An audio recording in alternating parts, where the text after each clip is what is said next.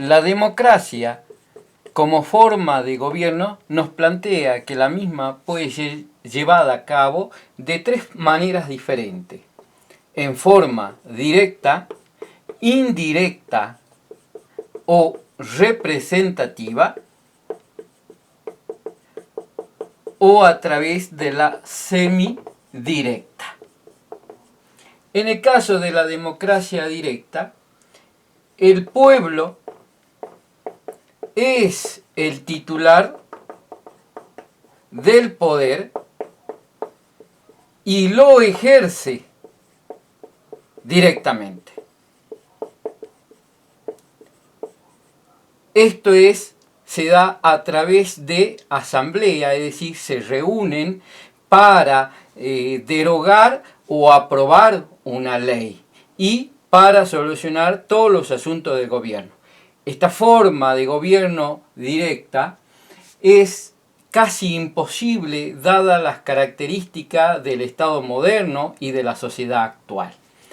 La democracia indirecta o representativa es aquella donde el pueblo es el titular del poder, pero no gobierna directamente, sino a través de representantes que elige por medio del voto. En la democracia semidirecta es aquella forma de democracia donde se plantean mecanismos de participación del pueblo en la toma de algunos asuntos de gobierno. Planteado esto, vamos a proceder a analizar en primer lugar la democracia indirecta o representativa. En el caso de la democracia indirecta, esta puede ser llevada a cabo de tres formas.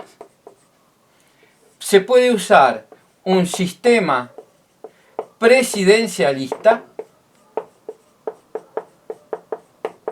un sistema parlamentario y un sistema colegiado. En el sistema presidencialista encontramos un fuerte poder ejecutivo, donde quien ejerce la jefatura del Estado, del gobierno, es el presidente de la nación. A este presidente de la nación lo acompañan sus ministros, secretarios que él elige y que son de su entera confianza. En el sistema parlamentario, en cambio, debemos hacer la distinción de que no coinciden la jefatura de Estado y la jefatura de gobierno.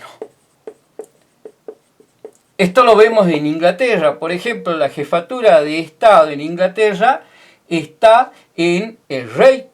Sin embargo, él no gobierna, sino que quien gobierna es el que ejerce la jefatura de gobierno. En ese caso, el primer ministro. Este primer ministro que puede ser elegido por el jefe de Estado o por el Parlamento. Pero en cierta manera, en este sistema parlamentario es el Parlamento el eje fundamental de este tipo de gobierno. Tal es así que si el jefe de gobierno no logra los votos necesarios del Parlamento para llevar a cabo su gobierno, puede renunciar o el Parlamento puede solicitar su renuncia. En 1994, cuando se reforma la Constitución Nacional, se introducen algunas cuestiones de este sistema parlamentario al sistema presidencialista de nuestro país, como por ejemplo hace su aparición el jefe de gabinete. De esa manera, para temperar un poco el sistema presidencialista que nosotros tenemos. En el sistema colegiado es una combinación tanto de sistema presidencialista como del sistema parlamentario. Es decir, el poder ejecutivo está compuesto por varias personas quienes se turnan en el ejercicio de la presidencia. De esa manera tenemos la democracia indirecta. En el caso de la democracia semidirecta, donde se plantean mecanismos de participación ciudadana, vamos a tener en cuenta tres aspectos fundamentales.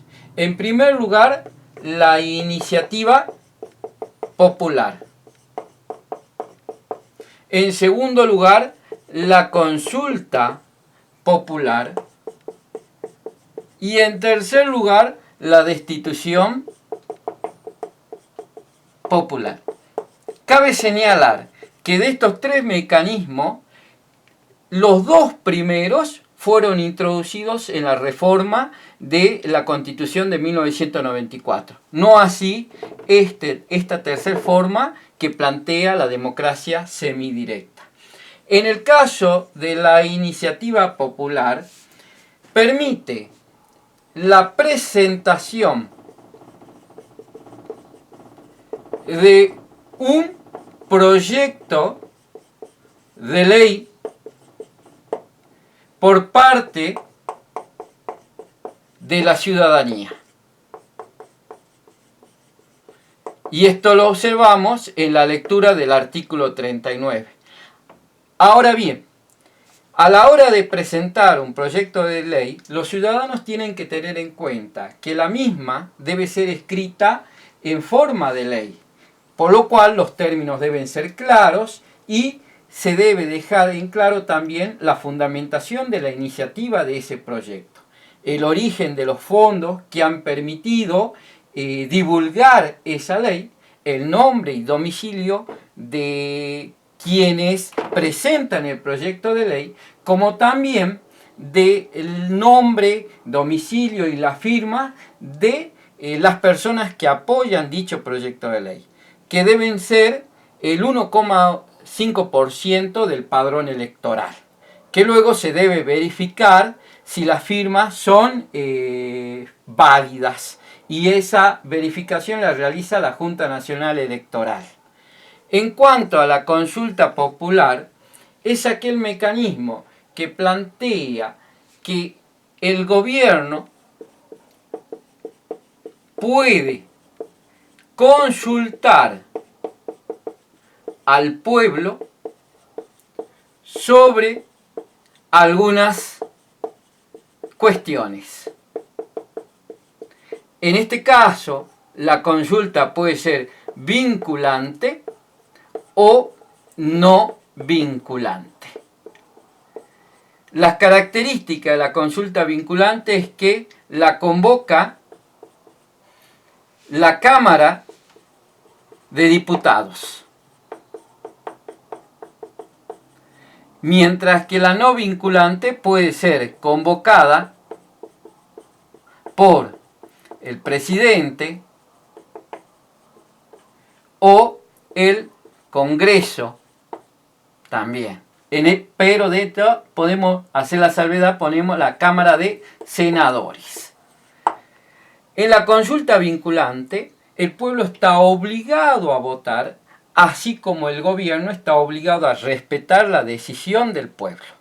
En la consulta no vinculante, también llamada optativa, el pueblo no está obligado a asistir a votar y por ende el gobierno tampoco está obligado a seguir lo que el pueblo ha decidido.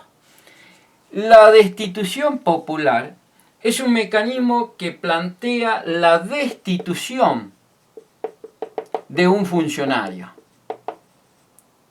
por parte del pueblo. como dijimos, este tercer mecanismo de democracia semidirecta no fue introducido en la reforma de 1994. Teniendo en cuenta todas estas características que hemos señalado, podemos decir que en el caso de la forma de gobierno de nuestro país,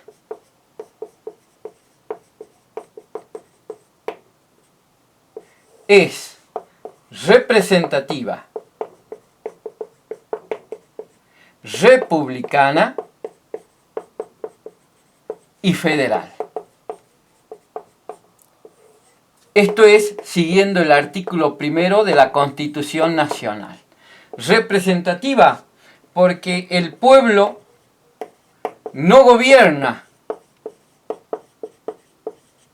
directamente, sino a través de sus representantes. Esto nos señala el artículo 22. Republicana, porque va a tener en cuenta los principios de la República, como son la soberanía popular, la periodicidad de las funciones, la división de poderes, la responsabilidad de las funciones y la publicidad de los actos de gobierno.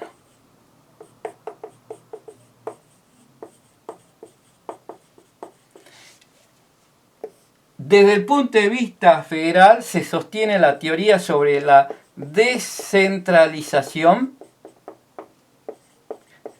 del territorio, del poder en el territorio. Esto nos permite hablar de gobierno nacional